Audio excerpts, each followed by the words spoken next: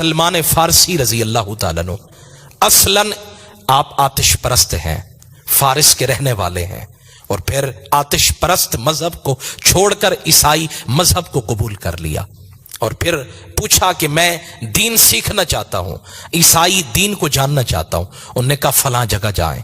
عراق کے شہر بغداد میں چلے گئے، بغداد سے موصل میں چلے گئے، اور پھر موصل سے نصیبین میں چلے گئے، وہاں سے پھر ایک اور جگہ، اور پھر آخرکار اموریہ ایک علاقہ تھا، حضرت سلمان فارسی وہاں گئے۔ عیسائیوں کے بہت بڑے پادری کی، عالم کی خدمت کرتے رہے، اور جب اس کا آخری وقت آیا تو آپ نے کہا حضرت اب مجھے بتائیں میں کہاں جاؤں؟ کہا بس ایک کام کرو، عیسائیوں کے مذہب کے مطابق، میری معلومات کے مطابق عیسائی دین کے اندر جاننے والا اب کوئی عالم باقی نہیں رہا، تو پھر حضرت مجھے کس کے حوالے کر کے جا رہے ہیں؟ وہ پادری، وہ عالم کہنے لگا میں نے کتابوں کے اندر پڑھا ہے، تورات میں، زبور میں، انجیل میں پڑھا ہے کہ ایک زمین کا ٹکڑا ہے جہاں کثرت کے ساتھ کھجور کے درخت ہوں گے، جس کو یثرب کہا جاتا ہے، اور وہاں ایک ایسے نبی آئیں گے جو ہدیہ قبول کریں گے، صدقہ قبول نہیں کریں گے، بڑے علم والے ہوں گے، بڑے بردبار ہوں گے، صبر والے ہوں گے، اور اگر ہو سکے تو اب کہیں اور نہ جا تو یثرب کی طرف چلا جا۔ حضرت سلمان فارسی کہتے ہیں مجھے قرار ملا تو وہ راستہ جو جاتا تھا نا مدینہ کی طرف، میں ایک قافلے کے ساتھ چل پڑا، اور ان قافلے والوں نے جب عرب کی سرزمین پہ قدم رکھا تو انہوں نے لوگوں کے سامنے یہ باور کرایا گویا کہ میں ان کا نوکر اور غلام ہوں، اور انہوں نے مجھے غلام بنا کے بیچ دیا۔ مجھے غلام بننے پہ اتنا دکھ نہیں ہوا، مجھے خوشی تھی کہ غلام ضرور بن گیا، لیکن اگر مصطفیٰ مل گئے تو پھر کوئی غم نہیں ہے۔ نوکر بننا کوئی سوکھا کام نہیں۔ آپ دیکھتے ہیں جو دکانوں کے اوپر نوکر کام کرتے ہیں، جو زمینوں کے اوپر نوکر کام کرتے ہیں، ان کی زندگی جو اچھے ہیں وہ اچھے ہیں، اور جو برے ہیں وہ اپنے کام کرنے والوں کو کتنی اذیتیں دیتے ہیں، کتنی تکلیفیں پہنچاتے ہیں۔ جو زمینوں پہ کام کرنے والے ہیں ان سے جانوروں کا سلوک کیا جاتا ہے۔ تو کہنے لگے مجھے بیچا گیا لیکن مجھے اپنی بولی لگنے پہ اتنا دکھ نہیں ہوا، میں نے کہا غلام بن جاؤں لیکن ان کی گلی تک پہنچ جاؤں، ان کے شہر تک پہنچ جاؤں۔ کہتے بنو قریظہ کے ایک یہودی نے مجھے خرید کر لیا، اور خریدنے کے بعد میں مدینہ میں رہنے لگا۔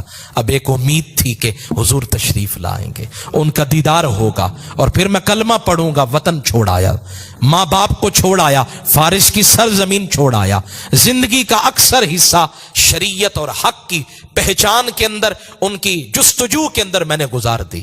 کہتے ہیں اور پھر ایک دن پتہ چلا، کسی نے آ کے کہا کہ قباء میں ایک سونی شکل والے آئے ہیں۔ وہ آئے ہیں تو کہتے ہیں امام ترمذی کہتے ہیں حضرت سلمان فارسی رضی اللہ تعالیٰ عنہ نے وہ ایک دسترخوان نعمت کا اٹھایا، کھجوروں کا دسترخوان حضور کی بارگاہ میں لائے۔ میرے آقا نے فرمایا اے سلمان یہ کیا ہے؟ عرض کرتے میں نے عرض کی یا رسول اللہ یہ صدقہ کی کھجوریں ہیں، قبول فرمائے۔ میرے نبی نے فرمایا انا آل محمد، ہم تو آل محمد ہے، لا نأکل الصدقہ، ہم صدقہ نہیں کھاتے ہیں۔ صحابہ یہ دسترخوان اٹھا لو تم کھاؤ۔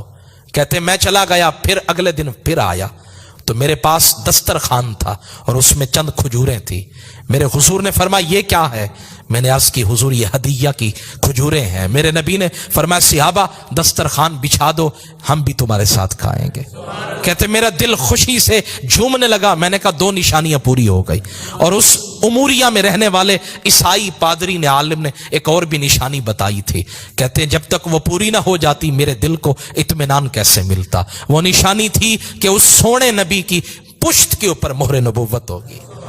کہتے پھر میں ایک دفعہ آیا، حضور نے اپنے بدن نازک پر ایک چادر اوڑھ رکھی ہے۔ اب میں نظروں کے کناروں سے، گوشے چشم سے بار بار گھور گھور کے دیکھتا ہوں کہ کہیں ایسا ہو، دل میرا بار بار کہتا ہے ہوا کا جھونکا آئے اور پھر یہ چادر کا یہ حصہ جو ہے حضور کی مہر سے ہٹ جائے تاکہ میں دیکھ پاؤں، اور جو مجھے شرط اور نشانی بتائی گئی وہ پوری ہو جائے تاکہ اب میں بلا جھجک اپنے نبی کا کلمہ پڑھ لوں۔ کہتے ہیں میرے حضور نے میرا ارادہ بھانپ لیا۔ میرے آقا نے چادر اتار کے فرما انظر ما امرتا، جو تجھے اموریہ کے پادری نے کہا تھا دیکھ لے۔ کہتے ہیں اب جو حضور نے چادر اتاری تو میں نے دیکھا حضور کی مہر نبوت چمک رہی تھی۔ سرکار کی مہر نبوت چمک رہی تھی. کہتے اب میں قدموں سے لپٹ گیا. میں نے کہا حضور ساری وہ جتنی بھی باتیں مجھے بتائی گئی وہ پوری ہو گئی, اب مجھے کلمہ پڑھائیے.